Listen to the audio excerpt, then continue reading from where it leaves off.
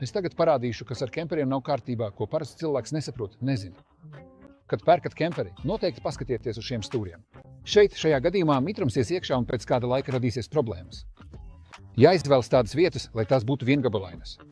Ja durvis ir bez loga, tad vadītājs, izbraucot, piemēram, no degvielas uzpildes stacijas, neredzēs, vai tur brauc garām kāda mašīna. Tas ir ļoti bīstami. Vienmēr paskatieties, kur ir ventilācijas atveres.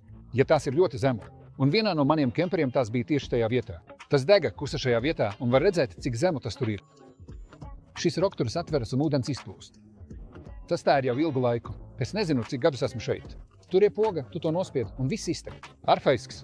Pirms 8 gadiem es nopirku savu pirmo kemperi, un tam bija šādas slēdzenes. Un tās slēdzenes vairs neaizvērs.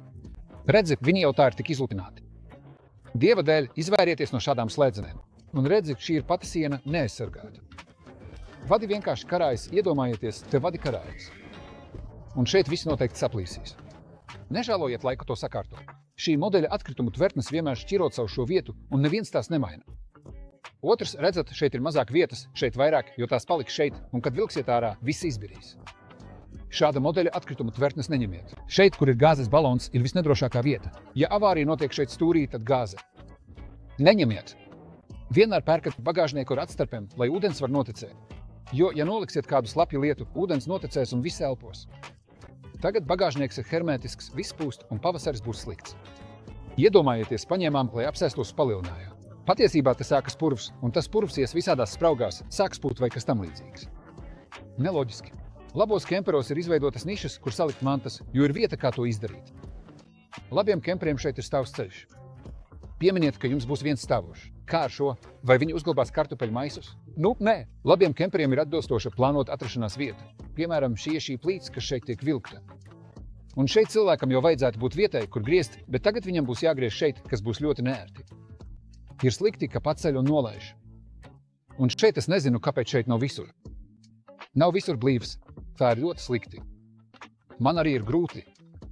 Šeit es vispār nesaprotu šos pakāpienus, jo, ja būtu normāli izveidotas kāpnes, kā labiem kemperiem, pakāpienos vēl varētu glabāt daudz un dažādas lietas.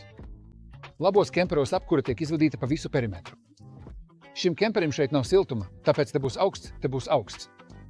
Izvairieties no šādiem visādiem apmelēm, jo te nāks mitrums, šeit būs zems augstums un šis saruks un atlēks. Centieties, lai nebūtu šādu visādu aizkaru. Šeit labāk, lai būtu durvis. Izvairieties no visādiem izvirzītiem priekšmetiem, jo, piemēram, tagad to noslēgt nav iespējams.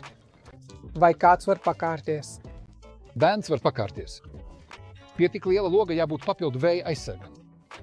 Šeit, piemēram, šajā kemperī nav papildu vēja aizsarga, ir tikai standarta. Caur šīm atverēm ir standarta motoriņš, kas pūš uz loga, un tas darbojas nepārtraukti. Alkovi vienmēr ir jāsilda. Redzat, apkuras nav vispār. Un šeit ir ļoti liela platība.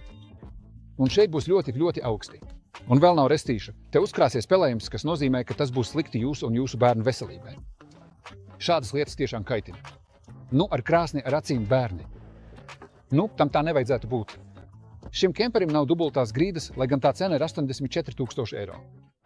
Par tādu cenu var nopirkt kemperi ar dubultajām grīdām. Ir dubultās grīdas, tas nozīmē, ka kājām ir siltāk. Pirmā lieta. Otrā lieta – parādās ļoti daudz vietas, kur salikt mantas. Šim kemperim ir viena pakāpe, otrā, trešā. Un katru reizi, kad cilvēks iet, viņš riskē šeit atstāt zobus. Kā piedestāls. Šīs slēdzenes nav īpaši labas patiesībā. Bet vēl tikai viena. Tātad, ja tā sabojājas, šīs durvis automātiski vairs nedarbosies. Un tikai viena. Klienti nezina, kas ir zem šiem apdares paneļiem. Tas nozīmē, ka mēs nezinām, kā tas rēģēs ziemā. Tāpēc vienmēr pērkot kemperi, pajautājiet, kāda ir siltināšana, vai vispār tāda ir. Kemperos, kurās ir izvilkta, piemēram, šī, mums ir tā plēvele. Iedomājieties 5 cilvēki, kuri ar to plēveli iet mazgāties. Un ja šeit tam ir jāiet, tad ir pilns ar cilvēkiem, citiem šampūniem un visu pārējo. Tas nav īpaši patīkami. Tas ir viens no aspektiem. Es vienmēr ieteiktu, lai būtu kāda plastmasas siena vai toalete atdalīta no dušas. Izejot ārā, ļoti svarīgs ir pakāpiens. Šis pakāpiens ir ļoti mazs un vēl ar tādu veidu izgliezumu. Tā, ka šeit tiešām kābreiz kāds cilvēks noteikti. Nu noslīdēs lejā. Šie logi nav labi, jo tie ir izvirzīti. Un, piemēram, kad braucat un uzkrājas putekļi, tie iekļūst šeit, un gumija arī tur nolietojas. Visas skabargas šeit nonāk, un augstums tiem patīk vairāk.